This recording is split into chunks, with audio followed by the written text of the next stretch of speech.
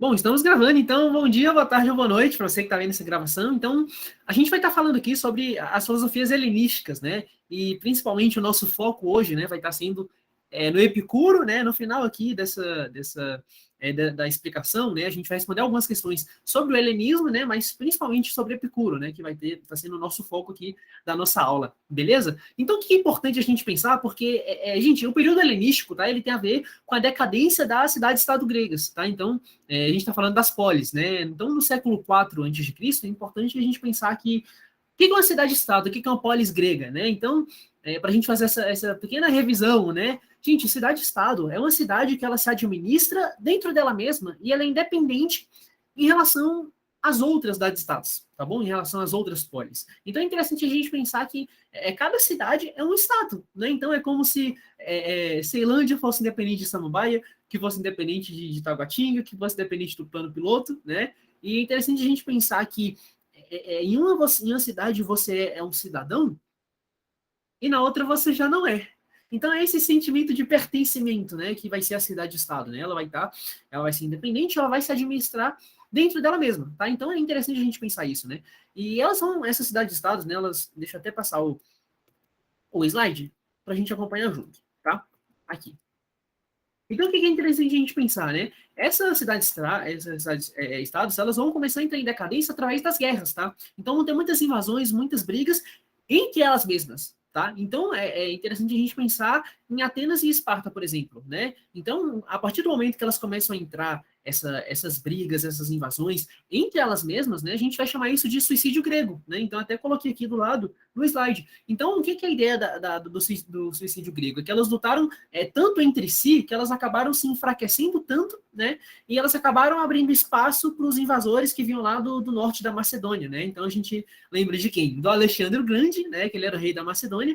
Então ele jogou esse mundo que os gregos eles conheciam como cidades-estados por água abaixo, né? Então ele vai transformar tudo num só império, né? O Império Grego, tudo num só Império Macedônio, né?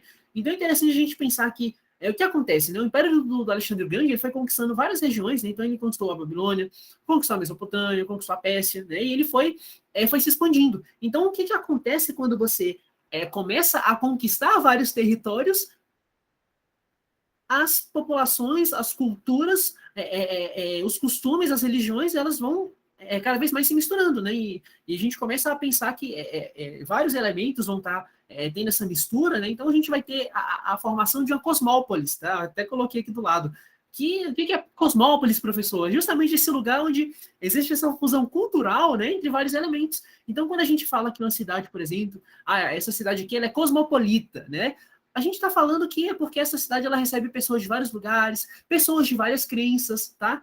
Pessoas de vários costumes. Então, isso vai trazer, por exemplo, uma riqueza cultural, tá? Então é interessante a gente pensar que um grande exemplo dessa dessa riqueza cultural, de uma cidade que é cosmopolita, por exemplo, são os templos da deusa Isis, né? Que, por exemplo, a gente pega a principal deusa, né, da mitologia egípcia, que eles foram construídos na Grécia. Então você imagina um templo dedicado a uma divindade do Egito, uma divindade egípcia, mas ele vai ter um formato, ele vai ter uma arquitetura grega, né? Olha que interessante essa fusão cultural, né? Então essa mistura cultural, essa diversidade, essa fusão entre Oriente e Ocidente, né, que vai caracterizar justamente esse período helenístico.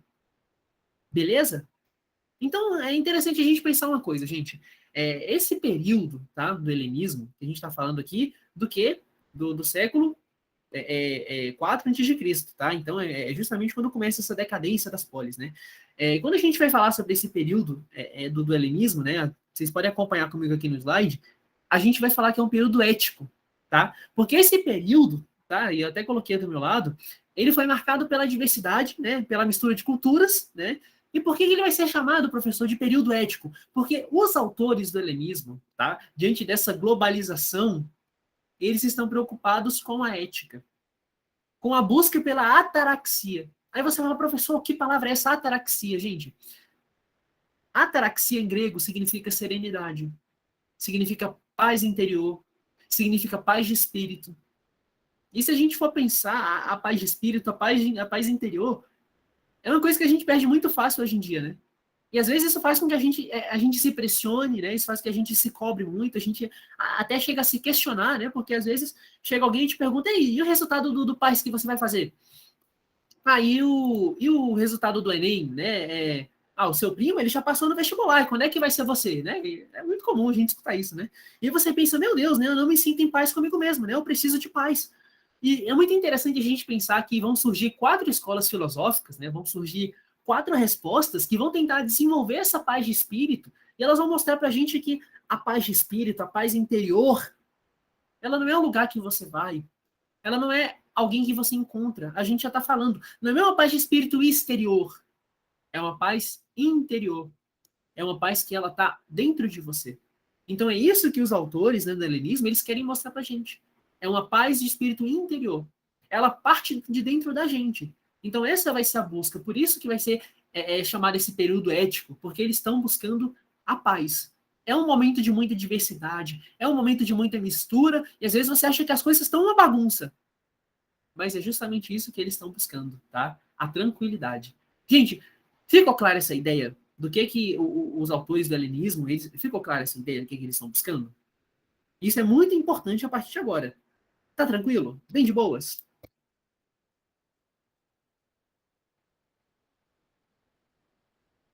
Então vamos lá, beleza então, tranquilo, né? Gente, então vamos começar, já vou até passar o slide aqui. Vamos começar por um dos que um dos mais legais, né? A gente vai falar sobre uma das escolas mais legais do helenismo, que é o cinismo, né? E o cinismo ele tem um nome que às vezes as pessoas até estranham, né? Porque uma pessoa cínica, às vezes, ela carrega um ar de desprezo, né? Quando ela fala, ou em relação a alguém, né? Em relação a algo, às vezes eu passo na sua frente, aí, sei lá, eu derrubo o seu estojo, né? Eu pergunto, nossa, desculpa, foi eu que derrubei o seu estojo, né? E você já pé da vida, né? Você fala, não, foi minha avó que derrubou, né? Porque você já fica indignado, né? Então, que é interessante a gente pensar que não é esse cinismo, né, que a gente tá falando, né? Só que, na verdade, a palavra sino, né, de onde vem o cinismo, significa cão em grego, tá? Então é interessante a gente pensar isso, porque o cachorro, para Diógenes, né, foi a grande inspiração na hora dele escrever essa filosofia do cinismo, tá? Então a inspiração dele vai partir dos cachorros. Por exemplo, pensa no seu cachorrinho, né? Se você tem um cachorrinho ou se você já viu, pensa no cachorrinho, né? E às vezes você vê o seu cachorrinho no dia a dia, pensa no quanto ele expressa amor, né? E às vezes ele brinca com você, independente se você é branco, se você é preto, se você é rico, se você é pobre, é uma coisa natural, é uma coisa autêntica, né? Porque o cachorro, quando ele está com sono, ele vai lá e ele dorme, né? Quando ele está com fome, ele busca comida. Então, os animais, eles são livres, os cachorros, eles são livres, né? Então, essa foi a inspiração do Diógenes, né? O sino, que é o cão, né, em grego, na hora dele escrever. Ele não está falando do cinismo, né? Sobre ser uma pessoa cínica, tá?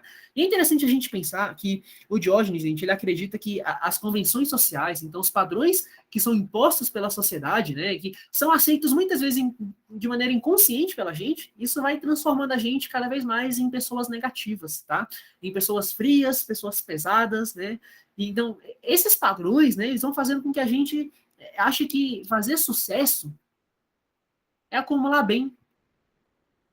Esses padrões vão fazendo que a gente ache que fazer sucesso é cada vez mais ser alguém na vida, né? Quando na verdade a felicidade, a paz de espírito, né?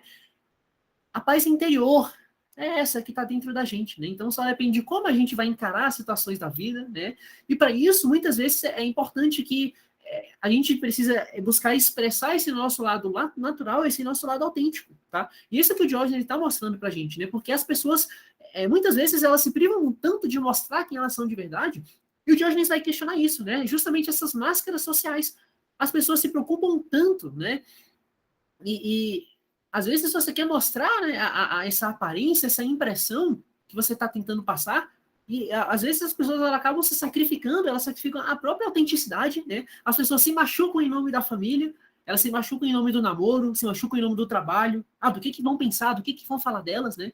Isso faz com que você não seja você de verdade, né? Interessante a gente pensar que, como um filósofo, né, assim como Sócrates, o Diógenes ele também era muito questionador. Então o Diógenes ele costumava andar com um lampião, né? Ele pegava, deixa eu usar o meu lampião aqui, né? O Diógenes ele pegava uma lanterna, né? Ele pegava um lampião E ele pegava o horário mais claro do dia, né? Ele pegava aquele sol de meio-dia e ele ia nos mercados, ele ia nas praças, né? Ele colocava, e o Diógenes chegava, né? Ele colocava o lampião na cara das pessoas, né? E ele falava, nossa, mas quem é você? Porque eu quero saber quem é você, mas eu não consigo te ver. Eu estou procurando valores, mas eu não consigo ver. E através desse cinismo, né, nesse bom sentido, o Diógenes mostrava que você é só mais um mascarado que você fica se sabotando. Você deixa de viver o melhor da sua vida por uma imagem que é passageira. Quando, na verdade, ninguém está nem aí. E é por isso que é importante, né, que Diógenes mostra que nós devemos ser autênticos todos os dias, né? Então, essa máscara que às vezes a gente coloca, né, muito preocupada, ela é tão passageira e, na verdade, ninguém está nem aí. É isso que o Diógenes tenta mostrar pra gente, tá bom? Então, gente, vamos passar agora para a próxima escola, que vai ser justamente do Epicuro, tá? Onde vai ser o foco, né, da gente estar resolvendo as questões agora, né, depois que acabar a nossa explicação, né. Mas por que é importante a gente, por que Epicuro fez tanto sucesso, né, porque se todos aqui estão falando, né, sobre a maneira que você vai encontrar serenidade, se todos aqui estão falando sobre a maneira que você vai encontrar essa paz interior, né, por que o Epicuro, o que ele vai falar de diferente, né? Gente, o Epicuro é muito legal porque ele vai falar que a nossa vida, ela é cheia de problemas. Ele vai reconhecer isso. A nossa vida ela é cheia de responsabilidade, tá? A nossa vida é cheia de responsabilidade. A gente muitas vezes tem essa rotina, esse peso, essa carga, né? Muitas vezes é cansativa, né? E faz mal pra gente. E você pensa, né? Essa rotina de estudos que você tem, às vezes você pensa no seu pai, a rotina de trabalho que o seu pai tem, né? As obrigações, a gente precisa buscar muitas vezes os prazeres da vida, né? A gente tem que buscar as distrações. Nós somos seres humanos, né? Nós precisamos, às vezes, buscar o prazer, a distração. Mas aqui que vai entrar a diferença do Epicuro. Ele vai falar que a gente tem que buscar os prazeres, só que de uma forma moderada, tá? Então é daqui que vai surgir a ideia da temperança, tá? É o equilíbrio, é a moderação. É justamente essa ideia do meio termo, tá? Porque tudo em excesso faz mal. Tudo em excesso acaba se tornando um vício, né? Então Epicuro ele vai falar que nós somos animais, então é normal a gente querer fugir da dor e buscar sempre o prazer, né? Só que quando a gente vai buscar só o prazer e a gente foca unicamente no prazer, nós estamos sendo hedonistas, tá? Então é importante, tá? Até coloquei aqui do meu lado no slide, a gente pensar nessa diferença, né? Entre o epicurismo e o hedonismo. Porque o hedonismo vai ser a busca pelos prazeres imediatos, tá? E de uma maneira exacerbada, de uma maneira exagerada, tá? E a partir do momento que você começa a buscar os prazeres de uma maneira exagerada, isso acaba se tornando um vício. Isso acaba te fazendo mal, tá? Então o Epicuro ele vai trazer pra gente justamente essa ideia de busque os prazeres, mas de uma forma moderada. E a gente consegue fazer isso. A gente consegue viver muito bem a vida. A gente consegue curtir muito, né, dos prazeres, desfrutar das distrações da vida de uma forma leve, de uma forma com temperança, né? A gente tem um exemplo que a gente vai pensar em Epicuro, que é comer bem. É muito legal a gente falar que Epicuro falava que é importante a gente comer bem, né? Só que comer bem é importante a gente pensar que não é comer muito, tá? Por exemplo, uma coisa muito comum, né, na nossa cultura, né? É a gente pensar na ideia do rodízio, né? Isso é rodízio de pizza, né? Isso acontece muito, né? Às vezes a gente vai lá, a gente aposta, né? Quem aguenta comer mais pedaços, né? Só que e aí chega no final, né? O que acontece, né? Quando você chega na pizzaria, você fala, não, vamos marcar o rodízio aqui, vamos ver quem vai comer mais. No final é sempre a mesma história, né? Só que, gente, comer bem não significa comer muito no rodízio, tá? Comer bem não é você ir lá pro rodízio, né, e ver o gerente chorando lá no fundo da pizzaria, porque você deu um prejuízo para ele, você comeu 40 pedaços e vai falir, né, todo mundo. Gente, não é você comer e sabe aquela depressão pós-prato, né, que você come 40 pedaços de pizza e depois você já tá arrependido, né? Você vai terminar de comer, você vai ficar triste e o seu corpo ele não tá preparado, tá, para comer muito e você pergunta, meu Deus, por que eu tô fazendo isso comigo, né? E aí é importante a gente pensar que tudo no excesso faz mal, né? Você pode fugir da dieta, por exemplo, uma vez na semana, né? É uma coisa com moderação. Comer bem não significa comer muito, mas ter a qualidade no momento que você está comendo, né? Quantas vezes as pessoas elas têm pouco tempo para comer, as pessoas têm pouco tempo, às vezes, para almoçar e vai correndo, come de qualquer jeito e não desfruta, come preocupado, né? Então é isso que a Epicuro está mostrando para a gente. Relaxa, que esse é o seu momento de desfrutar a alimentação. Esse é o seu momento de comer com moderação. Às vezes a gente está tão focado na vida que a gente acaba deixando o prazer de lado, né?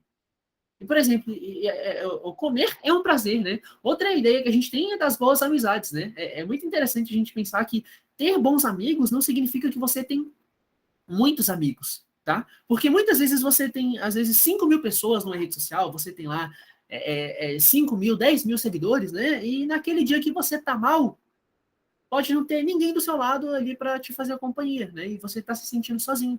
Então, tá cercado de pessoas não vai estar significando que você tem qualidade nas suas amizades, tá? E às vezes tem aquela única pessoa, né, que faz piada, que te alegra, que coloca para cima, que te chama para sair, e ela vai melhorar o seu dia, né? Então, ter bons amigos faz muita diferença, né? Então, a gente pensar que para Epicuro, né, a temperança, a moderação, cada vez mais a gente fugindo dos exageros, é o que vai trazer a nossa paz de espírito, tá?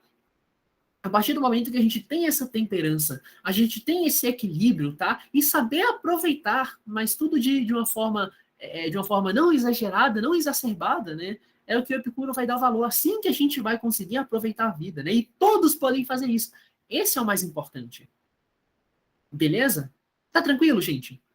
Então, vamos lá. É interessante a gente pensar também que a gente também vai ter uma outra escola, tá? Que vai ser o estoicismo, tá?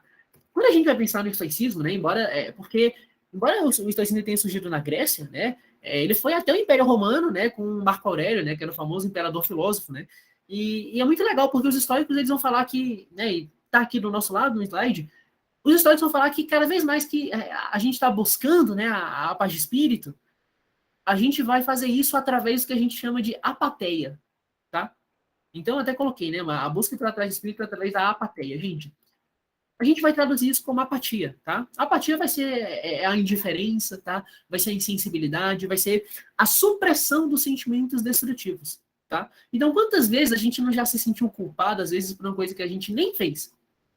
Às vezes é uma coisa que nem estava no seu alcance e você se achou culpado, né? É uma coisa que você achava que tinha como mudar, mas você não podia fazer nada. Era uma coisa que nem estava ao seu alcance, né?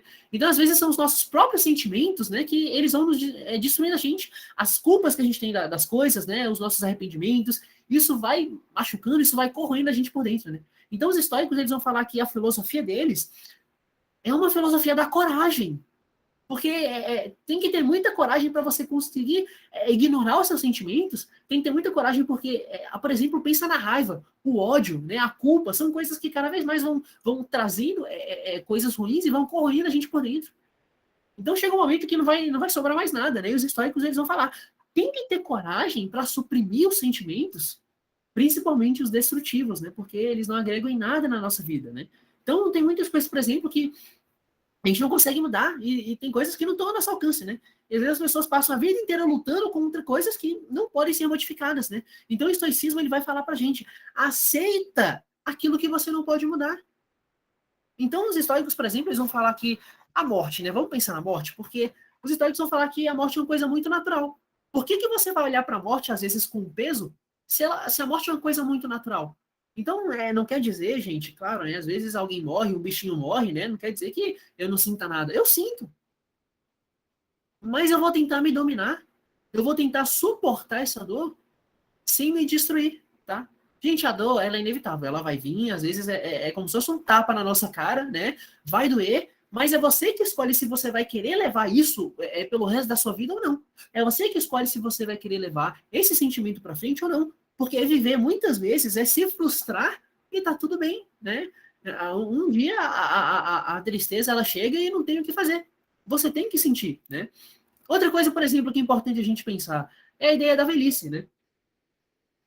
Tem pessoas que ficam chateadas com a ideia da velhice, né? É muito interessante porque um dia ela chega para todo mundo, né? Não tem ninguém, eu acho que hoje, né, que conseguiu escapar da velhice, né? Não sei que ela morreu mais cedo, né? Mas são coisas que não mudam, são coisas que não dependem de você, né? Então, por mais que você tente, algumas pessoas, por exemplo, vão falar mal de você e vão te criticar. É o seu jeito. Às vezes você pode mudar o que for, você pode tentar melhorar, mas as pessoas não vão continuar gostando de você. As pessoas vão continuar achando alguma coisa para criticar, vão achar alguma coisa no seu jeito, na sua aparência, porque isso é um problema delas e não seu. Então, tem coisas que a gente não pode mudar e que não, tem coisas que não dependem mais da gente. Olha o que a Camila está falando, aceitar o que acontece em vez de insistir. É justamente isso que os estoicos estão trazendo para a gente. Tá? O estoicismo aceita aquilo que você não pode mudar. Tem coisa que está ao seu alcance, beleza. Agora, o que não tem, o que não está ao seu alcance, aí, tá? Porque é diferente, porque, por exemplo, ajudar alguém na rua. Às vezes você tem capacidade, às vezes você tem dinheiro, mas aí você passa reto. Aí a sua consciência ela tinha que pesar, porque você poderia ter feito algo e você não fez, né? Agora, por exemplo, eu vejo um cachorrinho na rua, só que eu não tenho dinheiro, eu não tenho disponibilidade, eu não consigo no momento. Às vezes dói, isso machuca, mas é uma emoção que não tenho o que fazer. Às vezes eu vejo aquele cachorrinho, mas eu não posso levar ele para casa, eu não consigo dar dinheiro para ele. Então a questão é saber encarar as coisas com naturalidade e mudar aquilo que pode ser mudado. E isso é interessante, né, que os estoicos estão trazendo para a gente, né? Então é daí que vem aquela frase, aquela última frase ali do slide, né? Porque o que acontece? Eu posso ficar deitado na minha cama? Posso. Eu posso ficar chorando o dia todo? Me lamentando? Posso, né? Às vezes eu vou ficar me lamentando aqui por uma coisa que nem estava ao meu alcance, né? Porque se tivesse, como eu teria evitado, né? Ou eu tenho outra opção. Eu posso levantar minha cabeça, eu posso respirar fundo, eu posso vir aqui, eu posso dar as minhas aulas e eu posso viver até o último suspiro, até o último segundo da minha vida com muita intensidade, com muita alegria, com muita energia, dominando os meus sentimentos destrutivos e suportando mais um dia, mais um dia, mais um dia, até o último dia da minha existência. Então é por isso que a gente vai chamar de filosofia da coragem, porque talvez o nosso inimigo seja nós mesmos, né? É interessante a gente pensar isso, né? Que daí que vai vir essa coragem de se dominar, de suportar e manter a sua paz de espírito intacta. Tá bom? Gente, tá tranquilo até aqui? Tá de boas? Bem tranquilinho?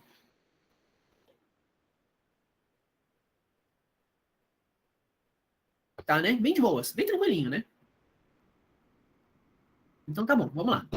Vamos avançar.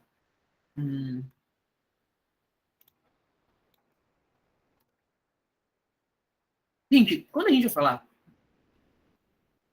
do ceticismo, é muito legal, porque falar do ceticismo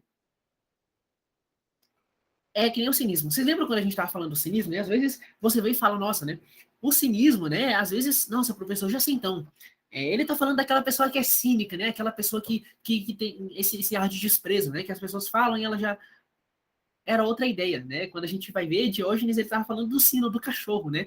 A mesma coisa que do ceticismo, né?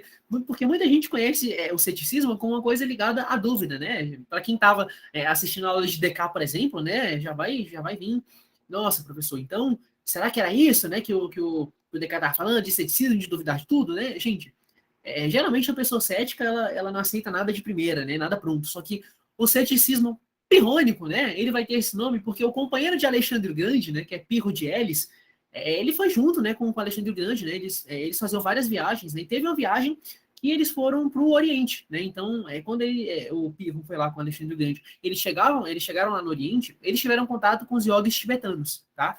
E ele percebeu que os yogi, né, eram os praticantes de yoga, né, do Tibete. Então, esses yogi tibetanos, eles estavam lá sempre plenos, né? E o Pirro vai perceber que diante de todas as coisas que estavam acontecendo, né, às vezes acontecia alguma coisa no dia a dia, alguns problemas, algumas confusões, eles mantinham a paz deles inabalável, né? E é muito interessante porque o Pirro queria saber por quê, como eles mantinham essa paz de espírito com tudo que acontecia, né?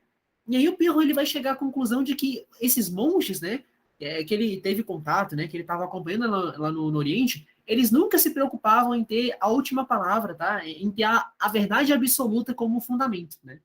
E a gente parava para pensar, por que será que isso é tão importante, né? Você ter a última palavra. Será que isso é importante mesmo? Porque quando a gente pensa que a gente é o dono da razão, a gente acaba deixando muita coisa de lado. A gente deixa muitas considerações de lado. Às vezes a gente está no meio de uma discussão, né? E os dois lados têm razão, só que são razões opostas, né? E às vezes, em obrigo onde os dois têm razão, você é obrigado a escolher um lado.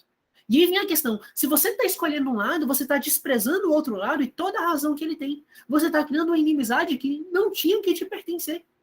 Quantas vezes você já não esteve, né, no meio de dois amigos, eles estavam discutindo e você precisa mesmo escolher um lado, criar uma inimizade que não era nem sua, e você vai trazer isso para você? Então, por isso que é importante a gente pensar, né, dentro do ceticismo, que em alguns casos a gente escolher um lado, isso vai gerar angústia, tá? Se a sua paz de espírito ela é tão importante assim, se você valoriza a sua paz interior, para que você vai escolher um lado e tomar as dores, ser juiz de alguma coisa dessa vida? Quem é você para querer julgar tanto, né? Para perder a sua paz de espírito, né? Claro, né? Que quando a gente vai pensar que quando alguma coisa tem violência, né? Os outros lados eles não são equivalentes, né? Tanto é que a gente fala que uma pessoa ela perdeu a razão quando uma pessoa bate na urna, ela usa violência. Mas se nenhum dos dois lados ele não está usando a violência, para que você vai fazer isso, né? Se está tendo violência, você não tem que se preocupar com isso, porque o que tem que ser aplicado é a lei, né? Não é a sua mão, não é a sua intervenção, né? Então, o que o pionismo ele vai falar para a gente? No caso, às vezes, de duas razões opostas, é justamente o que a Camila está falando. Evitar essas preocupações desnecessárias, evitar o julgamento. Então, eles vão chamar isso de suspensão do juízo, tá, gente? Então, não julga, tá? Não tenta buscar a verdade, porque a verdade ela é relativa. A pergunta é, para quê? Para quem? Você vai estar se prejudicando e perdendo a sua paz de espírito. Evita o julgamento, evita aquela preocupação que for desnecessária, tá? E é interessante a gente pensar que o pirronismo ele vai defender uma ideia que é impossível a gente chegar na verdade absoluta, né? Porque a verdade ela vai ser no máximo, relativa. Porque a gente tem várias razões que são diferentes, por exemplo, na política, né? Quantas vezes você já não. Às vezes você escolheu uma posição política, né? Sabendo que uma coisinha de uma linhagem oposta fazia um pouco de sentido. Né? Às vezes você pensa, nossa, né? Eu escolhi esse lado aqui, mas aquela linhagem, isso aqui que eles estão falando, isso aqui faz o mínimo sentido. Então, quantas vezes você já não se forçou a comprar um pacote fechado de ideias, sabendo que tudo é relativo, né? Então, os filósofos, eles vão falar, não seja isento completamente, né? Não, eles vão falar isso, tá? Eles não vão falar. Mas em razões que a sua paz de espírito ela está em jogo, né? Em razões que a gente tem lados que são equivalentes, você não tem que escolher entre A e B. Você tem que saber os dois. Você tem que estudar os dois e você tem que ter uma noção melhor da realidade, né? Então, se a verdade é uma coisa tão pontual assim, a gente tem que imaginar que talvez não exista uma verdade. Não faz sentido isso para vocês? Então, para evitar que você vai perder a sua paz de espírito, suspenda o seu juízo. Se você percebe que tá tendo uma briga, que você não tem que entrar nela se não existir uma razão clara, né? E que entender que uma moeda ela tem dois lados, né? Você não tem que entrar e comprar um pacote fechado de ideias sabendo que você vai se comprometer com o outro lado, né? Porque isso sempre é ruim, tá bom? Então essa suspensão do seu juízo, né? Que o ceticismo pirrônico ele vai trazer, né? E o Pirro ele começou a perceber isso, né? Naqueles yoga tibetanos, né, que era uma coisa muito presente, né, as coisas iam acontecendo todos os dias e cada vez mais eles se sentiam tranquilos e a paz deles, né, estava inabalável. Beleza? Gente, aqui,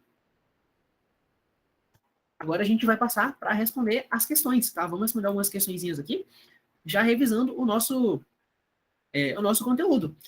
A Andressa perguntou o seguinte, teria uma palavra para definir ou resumir o estoicismo? Vamos voltar aqui no slide, vamos dar uma olhada. Se a gente fosse definir aqui o estoicismo em uma palavra, a gente poderia falar que é a coragem.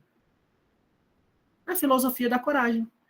Porque você saber que tem sentimentos destrutivos, você saber que tem coisas ruins que vão te acompanhar para sempre, por exemplo, é a velhice, é a morte. O que pensam ou falam de você, você tem que ter coragem para ignorar isso e viver a sua vida da melhor maneira possível. A Camila está perguntando, vamos estudar a filosofia medieval e moderna? Sim, vamos estudar, com certeza.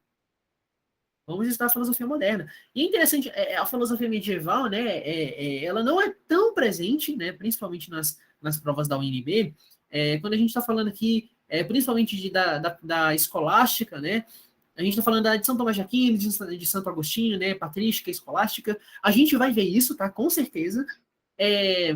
E a filosofia moderna, né? Principalmente é interessante a gente trabalhar a filosofia moderna. A gente vai ver tudo isso e vamos responder as questões também, tá? Vamos sempre estar assistindo, né, ao conteúdo e também colocando em prática, tá bom?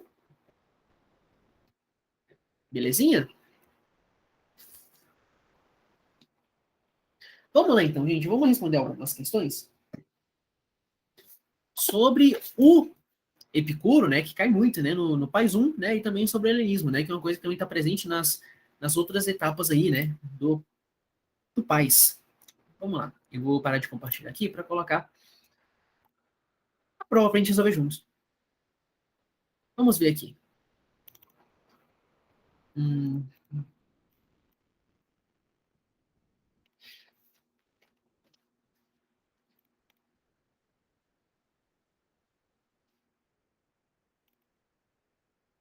aqui, tem uma muito legal aqui para a gente resolver. Vou compartilhar. Hum,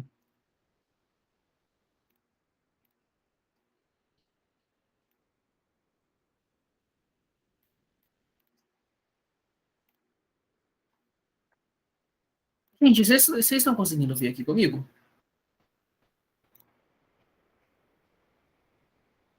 Dá para ver, né? Vou dar um zoom aqui que eu acho que vai ficar melhor. Ficou melhor. Então, aqui, gente, se vocês forem ver, essa já é a, a prova do Pais Um, né? E essa aqui é do seu programa de 2020, né? Então ela foi aplicada em 2021, logo no ano passado, né? E aqui a gente vai ter algumas questões já para a gente resolver, tá? Vamos descer aqui e ver onde que ela fica. Aqui achamos. Vamos lá? Olha só, gente. Vou te dar um zoom aqui para a gente ler. Tá aqui. Essa daqui, desse lado esquerdo aqui, que eu estou marcando com o mouse, tá? Aqui a gente tem, né, já falando sobre Epicuro, né, na carta a Meneceu. Vamos ler junto aqui? É bem pequenininho, é bem tranquilo da gente ler. Beleza? Ó, vou até dar um zoom aqui. Vamos lá, gente, vamos ler essa questão. O texto, né, começa assim: o sábio, porém, nem desdenha viver, nem teme deixar de viver. Para ele, viver não é um fardo e não viver não é um mal. Assim como opta pela comida mais saborosa e não pela mais abundante. Do mesmo modo, ele escolhe os doces frutos de um tempo vivido, ainda que breve. Olha só, para vocês prestarem atenção, né? Ele não opta pela mais abundante, né? Então, vamos terminar de ler que a gente volta, né? Então é o seguinte: consideremos também que, dentre os desejos, há os que são naturais e os que são inúteis. Dentre os naturais, há uns que são necessários e outros apenas naturais. Dentre os necessários, há alguns que são fundamentais para a felicidade, outros para o bem-estar corporal, outros ainda para a própria vida. E o conhecimento seguro dos desejos leva a direcionar toda escolha e toda recusa para a saúde do corpo e para a serenidade do espírito, visto que esta é a finalidade da vida feliz.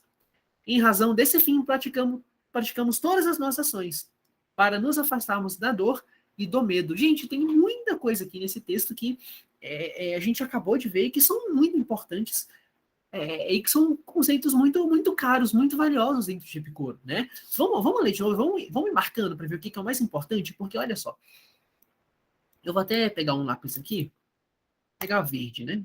Aqui. Olha só, vamos lendo aqui e fazendo marcações, tá? Olha só. O sábio, porém, nem desdenha viver, nem teme deixar de viver. Para ele, viver não é um fardo, e não viver não é um mal. Assim como opta pela comida mais saborosa e não pela mais abundante. Olha só, deixa eu marcar aqui. E ele já está falando, né? Ó, e não pela mais abundante. Lembra quando o Epicuro está falando sobre a ideia da temperança, a ideia do equilíbrio? Às vezes aquilo que é em exagero, aquilo faz mal. Vocês lembram do Epicuro falando isso? Gente, a gente está falando aqui da filosofia do Epicuro, né? A gente está falando aqui que a nossa vida ela é cheia de problemas, a gente tem que buscar os prazeres, é claro. Mas se a gente for buscar de uma forma exagerada, isso vai tornar um vício, né? E às vezes, comer bem não é comer muito, né? Então ele opta pela comida mais saborosa e não pela mais abundante. Olha que interessante, né? Então isso é muito legal. Então, vamos aqui mais embaixo, né? Ele vai falar o seguinte: consideremos também que dentre os desejos, há os que são naturais e os que são inúteis. Dentre os naturais, há uns que são necessários e outros apenas naturais. Dentre os necessários, há alguns que são fundamentais para a felicidade, outros para o bem-estar corporal, outros ainda para a própria vida. E o conhecimento seguro dos desejos, gente, seguro, tá? É importante a gente sublinhar isso, né? A gente marcar o conhecimento seguro dos desejos, leva a direcionar toda escolha e toda recusa para a saúde do corpo e para a serenidade do espírito. Gente, a serenidade, vocês estão vendo aqui? A paz interior. Então, ele está falando aqui, né? Todo conhecimento leva a direcionar toda escolha e toda recusa para a saúde do corpo, a serenidade do espírito, e essa é a finalidade da vida feliz, tá? Então, é importante a gente pensar isso, né?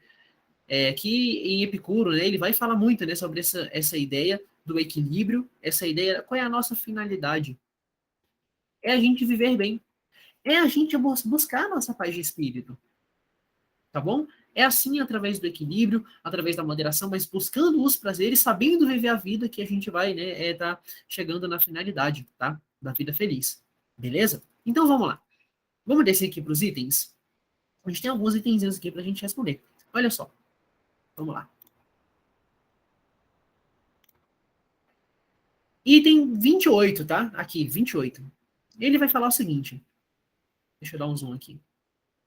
Pronto, agora tá tranquilo, né? Aqui, gente, o 28.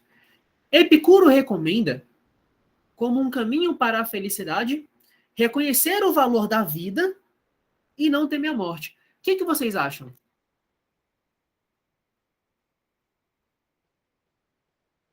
Gente, essa tá bem tranquila, né? Bem tranquilinha, né? Sim, com certeza, tá certa. Então, vamos colocar aqui. Essa tá bem tranquilinha. Vamos lá. Item 29. Os dois pontos foram empregados no último período do texto para introduzir um exemplo de como ter uma vida feliz. Gente, onde estão esses dois pontos? Vamos procurar? Aqui, ó, achamos. Vamos marcar aqui, só que de outra cor. Quais são esses dois pontos? Aqui, de verde. Tá vendo? Acabei de marcar. Ele está falando aqui. Olha só, no item 29. Os dois pontos foram empregados no último período do texto para introduzir um exemplo de como ter uma vida feliz. E justamente ele está falando isso, ó. Visto que essa é a finalidade da vida feliz, né? Dois pontos. Em razão desse fim, praticamos todas as nossas ações, né? Então, essa questão também, bem tranquila, né, gente? Nossa, tá muito tranquilo falar de Epicuro, né? Porque também tá certo, né? Vamos lá, marcar certo aqui. Aqui. Agora 30, essa é importante, hein? Vamos lá. De acordo com Epicuro, a partir das escolhas feitas entre os nossos desejos, é possível viver bem ou viver mal, porque os amargos frutos de um tempo mal vivido resultariam dessas escolhas. E aí, o que vocês acham dessa?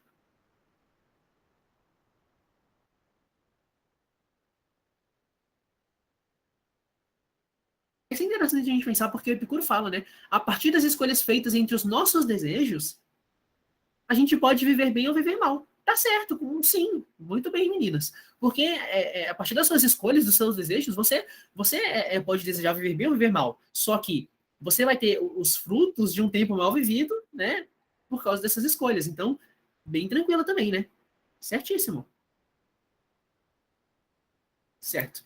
Agora, chegamos aqui no item que a gente tem um tipo C, né? E a gente tem duas questões aqui. A gente tem a 31 e a 32. Beleza? Então, vamos lá. Vamos responder aqui também? Vamos lá, item 31. É interessante a gente pensar, porque tem muita pegadinha ali, a gente acaba se perdendo porque é tudo tão parecido. Vamos lá. A ideia de felicidade proposta por Epicuro corresponde a, vamos lá, sacrificar o corpo para o fortalecimento do espírito? Gente, será? Epicuro manda a gente se sacrificar para fortalecer o nosso espírito? Esse sacrifício acho que a gente não vê dentro da filosofia do Epicuro, né? Mas beleza, vamos marcar um xizinho aqui, porque essa daqui já não faz sentido mesmo, porque Epicuro fala justamente sobre você ter a serenidade e não um sacrifício. Tá bom, vamos lá. A B, sacrificar o espírito para o fortalecimento do corpo. Gente, inverteu. E aí? Será que agora tá certo? Será que agora então é o sacrifício do nosso espírito para fortalecer o corpo? Tá errado também, né? Também não faz sentido, porque só inverteu aqui. Agora, vamos lá. A gente tem aqui 2 itens que falam o seguinte: serenizar o espírito, que é o C, né? Serenizar o espírito após a morte do corpo, ou serenizar o espírito na saúde do corpo? Gente, aonde que você vai buscar a serenidade? Aonde você vai buscar, né, essa paz interior? É depois da morte do corpo ou é na saúde do corpo? O que faz mais sentido para vocês quando a gente está falando de Epicuro? Ó, o Gabriel falou aqui, letra D. E aí, o que vocês acham?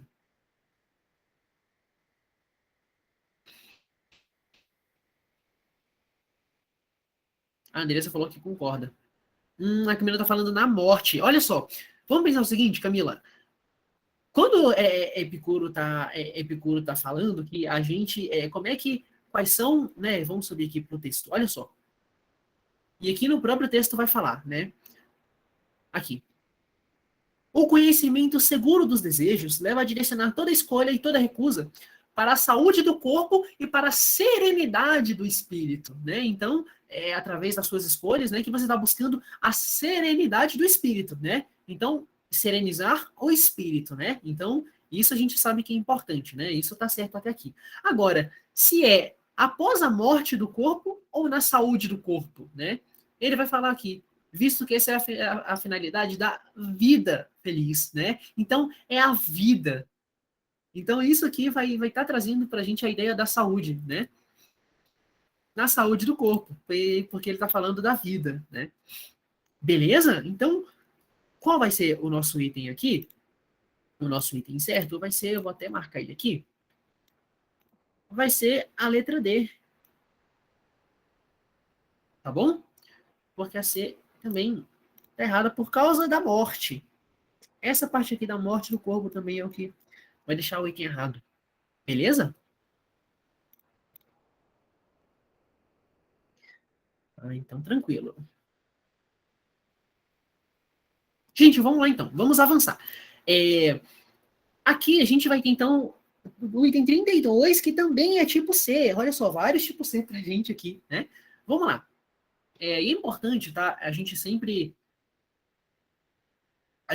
refletir, pessoal, porque às vezes você tem um conceito de vida, um conceito de morte, e isso vai variar muito, às vezes, dentro do filósofo, né? Dentro do conceito, dentro da linhagem filosófica. Não tem, às vezes, um conceito que fique regular durante todo um tempo que ele não tenha sido alvo de comentários, de reflexões, né? Então, quando a gente estiver vendo aqui, por exemplo, esses itens aqui, tenta sempre se colocar aqui no período, no raciocínio, na reflexão do autor, tá? Então vamos lembrar sempre o que Epicuro está falando, vamos lembrar quais são as ideias dele, né? Quais são os principais pontos aqui. O que Epicuro fala, né? Sobre a temperança, sobre os prazeres, né? Moderados para aproveitar a vida, né? Então, vamos lá, vamos ler aqui. 32. Os desejos fundamentais para se alcançar a felicidade são caracterizados por Epicuro como. Só aqui de ler esse item a gente consegue eliminar pelo menos uns 3, né? Será que vocês conseguem saber quais? Porque olha só, só da gente interpretar essa questão, olha só, vamos pensar no seguinte. Essa aqui é tranquila, né? Porque olha só, os desejos fundamentais pra gente, fundamentais, vamos sublinhar aqui. os desejos fundamentais para se alcançar a felicidade são caracterizados como, gente, vamos lá. Se ele é um desejo fundamental, ele vai ser desnecessário? Não natural e desnecessário? Será que ele vai ser? Ficou meio que contraditório, né? Então não tem como ser desnecessário, seria fundamental, tá? Se ele é aqui, vamos pular aqui para a última, para a letra D. Eles são naturais e inúteis. Gente, se eles são fundamentais, como eles vão ser inúteis, né? Agora, a gente tem aqui não naturais e necessários ou naturais e necessários. E aí? O que vocês acham? Os dois são necessários. Mas natural ou não natural? Vamos subir aqui para o texto de novo? Vamos lá, hein? Consideremos também que, dentre os desejos, há os que são naturais e os que são inúteis. Dentre os naturais, há uns que são necessários e outros apenas naturais. Dentre os necessários, há alguns que são fundamentais para a felicidade, outros para o bem-estar corporal. Por que é importante a gente refletir aqui? Né? Quando a gente vai falar sobre os prazeres da vida em Epicuro, a gente está falando de coisas que são acessíveis. A gente está falando de coisas que, por exemplo, você comer bem, você buscar o equilíbrio, né? São coisas naturais, tá? Então, é aqui que o Epicuro está querendo trazer sobre a ideia de você ter, olha só, você ter essa finalidade de uma vida feliz, tá? São buscando as coisas naturais, tá? Então, as coisas naturais que estão dentro das necessárias, beleza? Quando o Epicuro ele não traz pra gente coisas não naturais, né? Até porque a filosofia, a paz de espírito é uma coisa que todos podem buscar, é uma coisa que é de livre acesso, tá? E a moderação é uma coisa acessível e todos nós conseguimos buscar, tá? Então, é interessante a gente pensar que a letra B é a que mais vai fazer sentido aqui dentro do nosso contexto, tá? E quem falou aqui sobre a letra B? Foi o Gabriel falou, letra B é certa. Então, faz sentido, né? Porque são os naturais e necessários, porque eles são fundamentais, tá? Essa palavrinha aqui, fundamentais, já ajudou muito a gente a responder essa questão. Porque a gente já eliminou 2 e quase 3 itens. Beleza? Vamos responder mais questões, então? Tem mais algumas aqui para a gente refletir. Vamos lá. Vamos pensar aqui, então, em outra prova.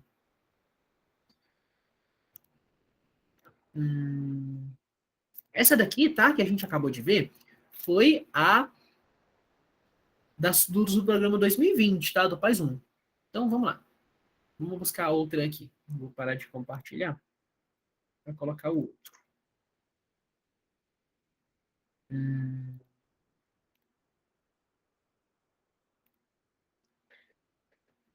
Aqui, essa daqui, de 2019, ela também é legal para a gente resolver. Deixa eu abrir aqui para vocês verem.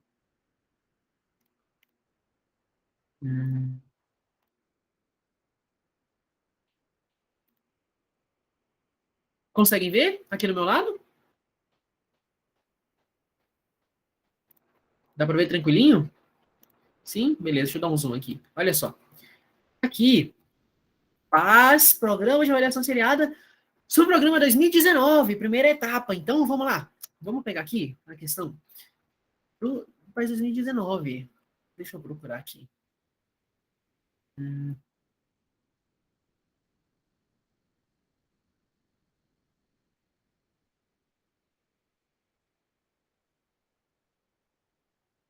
Aqui, achamos uma bem legal também, né, a gente resolver. Tá aqui, ó.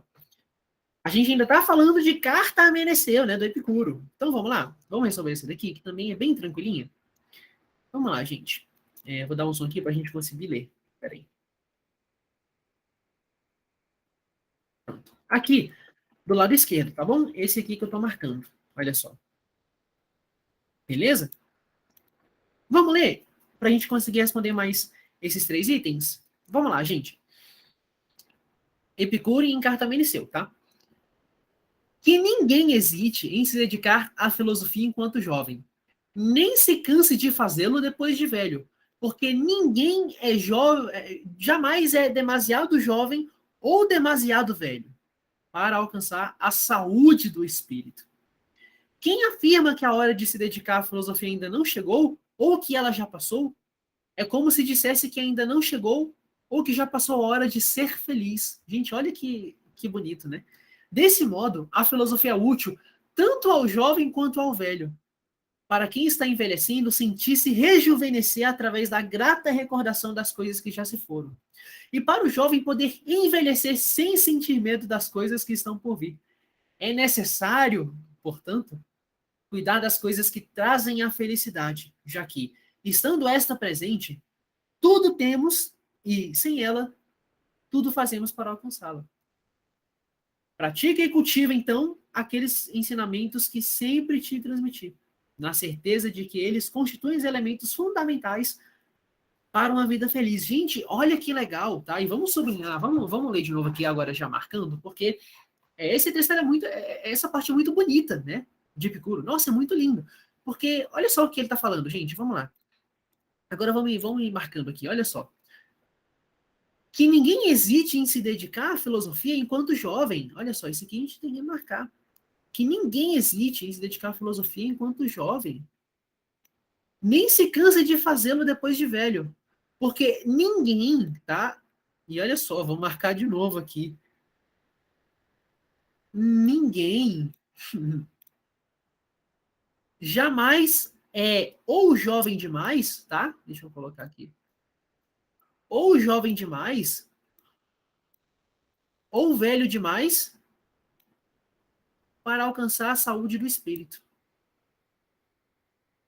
Quem afirma que a hora de se dedicar à filosofia ainda não chegou, ou que ela já passou, é como se dissesse que ainda não chegou, ou que já passou a hora de ser feliz. Olha só, ele atrelando aqui o ato de filosofar à felicidade, né? Isso é muito interessante a gente prestar atenção também, tá?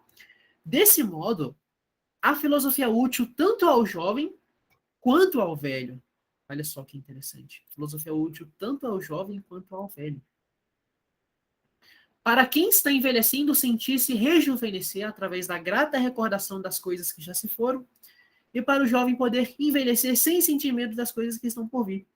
É necessário, portanto, cuidar das coisas que trazem a felicidade. Olha só. É necessário, portanto, cuidar das coisas que trazem a felicidade. Já que, estando esta presente, tudo temos. Então, e sem a felicidade, tudo a gente faz para alcançar ela, né? Então, pratica e cultiva, então, aqueles ensinamentos que sempre te transmiti, na certeza de que eles constituem os elementos fundamentais para uma vida feliz. Gente, olha só, esse texto é muito lindo, né? E agora fica bem tranquilo da gente resolver as questões, né? Vamos lá? Olha só. Tendo como referência o fragmento de texto apresentado, extraído da obra Carta a Meneceu, de Epicuro, né? Julgue os itens a seguir. Item 26 aqui. Na carta a Meneceu, Epicuro demonstra ao seu interlocutor a importância da filosofia na busca pela felicidade. Algo possível para os jovens, porém impossível para os mais velhos. E aí, gente, o que vocês acham desse item? Olha, Epicuro ele demonstra ao seu interlocutor a importância da filosofia na busca pela felicidade? Sim, ele demonstra, né? Tanto é que a gente até sublinhou aqui, né? É necessário cuidar das coisas que trazem a felicidade. Por quê? Ele fala, né? Olha só. Ele fala, ele atrela aqui a filosofia, ó, a hora de ser feliz. Ele atrela a felicidade. Agora, até aqui tá certo, né? Só que algo possível para os jovens, mas impossível para os mais velhos. Bem tranquilo, né? O Gabriel tá falando. E a Andressa tá falando, ó, não é impossível para os mais velhos. É verdade, né? Porque, olha só, ele fala o seguinte, né? Ó, ninguém jamais é jovem demais ou velho demais para alcançar a saúde do espírito, né? E ele fala, né? A filosofia é útil tanto ao jovem quanto ao velho, né? Então, esse item aqui, por causa desse final, né? Que a gente vai até sublinhar aqui, por causa desse final aqui, impossível para os mais velhos, olha só, impossível para os mais velhos, esse item vai estar errado. Então, tá aqui. Tá errado o item. Beleza? Vamos lá. Vamos aqui para o item 27. Em se tratando dos mais velhos, a saúde do espírito relaciona-se à gratidão pelo que já viveram. Em se tratando dos jovens, a possibilidade de envelhecer sem medo do futuro, o que, em ambos os casos, se pode alcançar por meio da filosofia. Gente, até ali tá tranquilo, né? Porque isso ele tá repetindo o que tá no texto, né? Então a saúde, né, dos velhos, né, ele está recordando que eles já viveram, e o jovem a possibilidade dele envelhecer sem ter medo. Isso tá tranquilo. Agora esse final aqui, em ambos os casos, isso pode ser alcançado pela filosofia? E aí? Sim, né? Bem de boas também, né? E isso tudo tá no texto, olha só. Essas questões aqui estão bem tranquilas, porque o texto também, né, tá certo. E ele fala, né? Vamos encontrar aqui, onde ele fala. Aqui, olha só. Quem afirma que a hora de dedicar a filosofia ainda não chegou, né? Ele fala que você está falando que já passou a hora de ser feliz, né? E a filosofia é útil tanto ao jovem quanto ao velho, né? Então a filosofia é útil para os dois. Então, sim, em ambos os casos, a gente pode alcançar essa, essa saúde do espírito, né, por meio da filosofia. Então, essa questão está muito tranquilinha, né? Está muito certo. Agora tem um item aqui que. Vamos lá, vamos ver se a gente consegue responder ele. Olha só, o item 28. A filosofia grega abordou o problema da origem do mundo, de mundo e, a partir de Sócrates, especialmente tratou de questões morais e éticas como o valor, a virtude e a justiça. Esse item aqui, ele já não está tão relacionado ao texto, né? Do ao texto do Epicuro, né? Mas ele já está justamente falando sobre o que a gente vai ver na próxima aula do Pais 1, né? A gente vai ver sobre Sócrates, né? Então, já adiantando para vocês, eu já vou falar que esse item, ele é certo, tá? Por quê? E esse item é o que vai ajudar muito a gente a entender como funciona a linha cronológica da filosofia, tá? Vamos prestar atenção no seguinte? Vamos, olha só. Ele vai falar o seguinte: a filosofia grega abordou o problema da origem do mundo, né? E a partir de Sócrates, especialmente tratou de questões morais e éticas como o valor, a virtude e a justiça. Vocês já ouviram falar da apologia de Sócrates, né? É interessante a gente pensar, né? Alguém aqui já viu falar da apologia de Sócrates, do julgamento de Sócrates? Sim, sim, já, né? Gente, é importante a gente pensar que Sócrates, né? Ele foi um marco dentro da filosofia, né? E vocês já pararam para pensar que a gente tem os filósofos pré e pós-socráticos? Tamanha importância que o Sócrates teve dentro da filosofia, tá? Então é interessante a gente pensar que o Sócrates ele foi acusado, ele foi morto, né? Porque ele foi acusado de corromper os jovens, a juventude de Atenas, né? Que ele foi acusado de corromper a juventude, desacreditar dos deuses, quando na verdade ele estava trazendo a reflexão, né? Essa ideia da ética, né? E quando a gente pensa, por exemplo, no mito da caverna de Platão, quem foi aquele homem que saiu, aquele homem ético, que ele tinha valores e ele pensou em voltar sendo justo, porque ele era virtuoso, para pensar naqueles que ficaram dentro da caverna, né? E esse homem foi lá e foi morto, né? Esse homem era Sócrates, né? E é tão linda essa homenagem do Platão para Sócrates, né? Porque é justamente essa ideia, né? Então foi a partir de Sócrates, né, que a gente vai ter essas questões éticas, essas questões morais, né? Então esse item é certo e já vai trazer muito esse panorama que a gente vai ver a partir das próximas aulas, né? Falando sobre essa ideia do Sócrates, né? Falando sobre essa ideia dos pré e pós-socráticos, né? Então, gente, muito tranquilinho esses três itens aqui, né? Principalmente esses dois itens aqui que estão falando sobre o texto, né, na carta Mineceu. Será que dá tempo de a gente responder mais um itemzinho aqui? Porque todos eu acho que não dá tempo, né? Que já vai dar o horário da nossa aula, mas eu acho que dá tempo da gente dar uma olhadinha aqui em outro item. Vamos lá. Bem tranquilinho. Hum,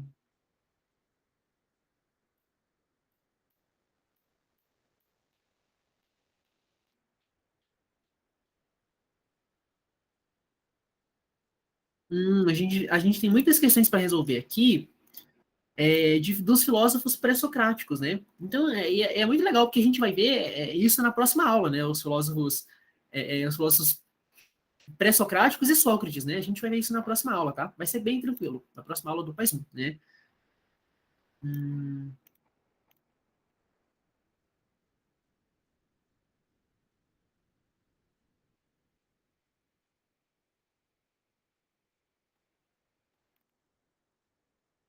vamos lá, falando sobre Sócrates, vamos ver aqui. Se a gente já. Isso aqui eu já vou então. Sobre a próxima aula, né? Isso aqui a gente já vai, só para dar um gostinho, né? E para a gente já dar uma mapeada do que a gente vai ver na nossa próxima aula, quando a gente falando de Sócrates, tá? Essa daqui, ó, primeira etapa, sobre o programa de 2014, né? Vamos ver aqui. Hum,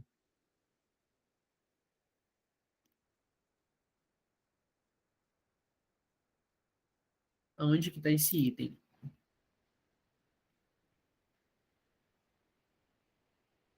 Hum,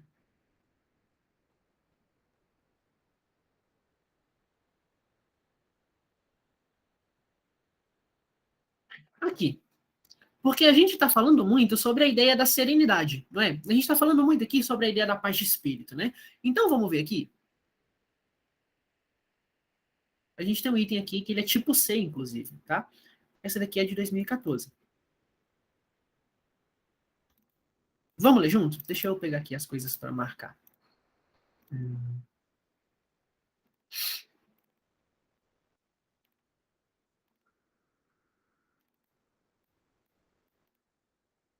Aqui. Vamos lá, gente. Então, esse item aqui é o tipo C, né? Vamos lá. Acho que vocês estão vendo direitinho, né? Tirar o zoom aqui. É aqui que a gente precisa. Vós também, senhores juízes, deveis esperar da morte e considerar particularmente esta verdade. Não há para o homem bom mal algum, quer na vida, quer na morte. E os deuses não descuidam do seu destino. O meu não é consequência do acaso. Vejo claramente que era melhor para mim morrer agora e ficar livre de fadigas. É muito interessante, né? Porque a gente vai lembrar que o Sócrates fala, né? E agora é momento da gente se separar, né? Eu para a morte, vocês para a vida, e quem vai seguir o melhor caminho só os deuses sabem, né? Essa frase é aquela frase que é meu Deus, né? Que termina a apologia, né? E é muito legal a gente pensar, né? A partir da leitura do fragmento de texto acima, faça que se pede no item 15, né? Que era o tipo C. Então vamos lá. Com relação à obra A Apologia de Sócrates, né? E as reflexões filosóficas acerca da morte, assinar a opção correta. Vamos lá. Olha só. A atitude de Sócrates diante da morte é de serenidade. Porque para o homem bom, não há mal algum na morte. E aí? Essa é interessante, né? Essa é interessante. Vamos lá. Para a filosofia, cujo estudo privilegia a existência humana, a discussão da morte é prescindível, pois a vida é o que realmente interessa.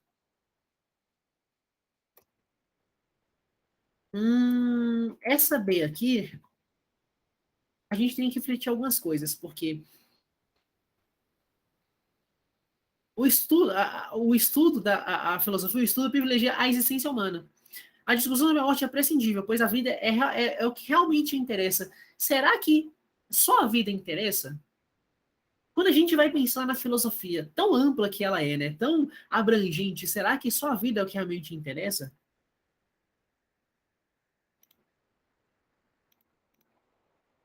Não, sim, a Camila tá falando da letra A, né? Eu tô falando a letra B que tá um pouquinho problemática, né? Porque a gente começa a pensar que quantos autores, por exemplo, não são do existencialismo, né? Não falam da ideia da morte, né? A gente vai pensar isso em Nietzsche, em Sartre, será que talvez em Kierkegaard, mas de fato essa B aqui não vai fazer muito sentido pra gente, né?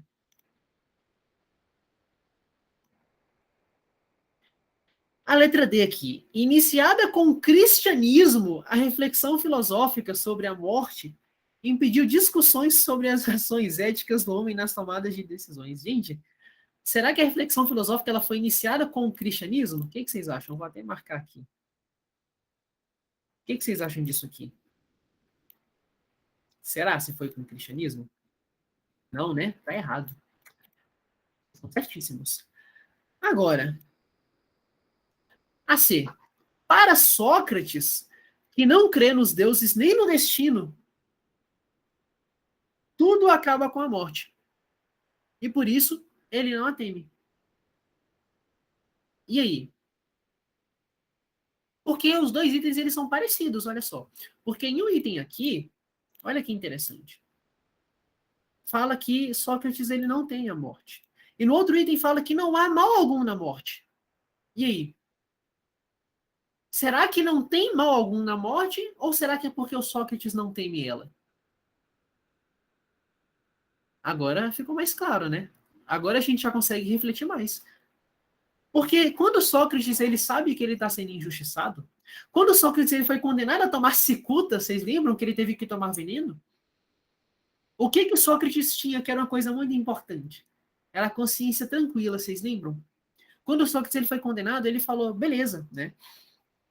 Eu tô sendo condenado, mas e aí? Vocês vão ficar para a vida e eu tô indo para a morte.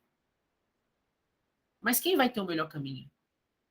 E teve um momento que, eu não sei se vocês lembram que Sócrates, ele estava preso, ele estava acorrentado e teve a oportunidade dele fugir, né? E aí chegaram, né? Os seus discípulos chegaram e falaram, Sócrates, vamos fugir daqui, a gente já tá com tudo pronto. E o que que ele falou? Eu não vou fugir. Eu prefiro ser injustiçado do que ser uma pessoa injusta. Porque eu não vou ter peso na consciência. Então, quando a gente pensa, né, eles vão falar, né, que para Sócrates que não crê nos deuses, nem no destino, né, que é o que estão acusando com ele, né, tudo vai acabar na morte, porque ele não a teme, né. Então, Sócrates, realmente, ó, a Camila tá certíssima. Então, Sócrates, ele não vai temer a morte, porque ele sabe, né, ele tem a consciência tranquila, e ele tem a plena ciência, né, de que ele não está sendo injusto, mas sim injustiçado, né. Então, esse item C aqui, pra gente, é o que mais vai fazer sentido. Beleza?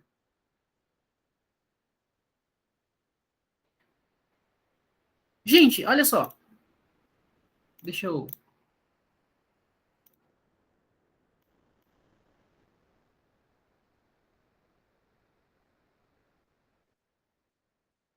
A letra A. Olha só. A letra A tem mais a ver com. Mas ele está falando, né? Porque a letra A. Fica muito confuso, a gente tem que se ligar muito nas pegadinhas, né? É interessante a gente pensar que essa ideia do Epicuro, né? Quando a gente vai pensar que Epicuro, o que ele fala sobre a morte, né? Ele não fala sobre nada. A gente não vê Epicuro falando sobre a morte, né? Epicuro, ele tem aquela valorização da vida, né? E ele fala os jovens, ele fala dos velhos, então todos têm essa oportunidade de buscar filosofia, de filosofar, e por isso ele vai ter essa distância da morte, né? Então não tem essa abordagem do Epicuro, ele valoriza a vida, né? Ele está afirmando, ele está atestando a vida, né? Então por isso que a gente vai ter essa distinção. Beleza? Tranquilo, Andressa? Mas é muito parecido, né? E às vezes no detalhe que a gente consegue diferenciar. Inclusive, eu vou até ir parando a gravação aqui, beleza?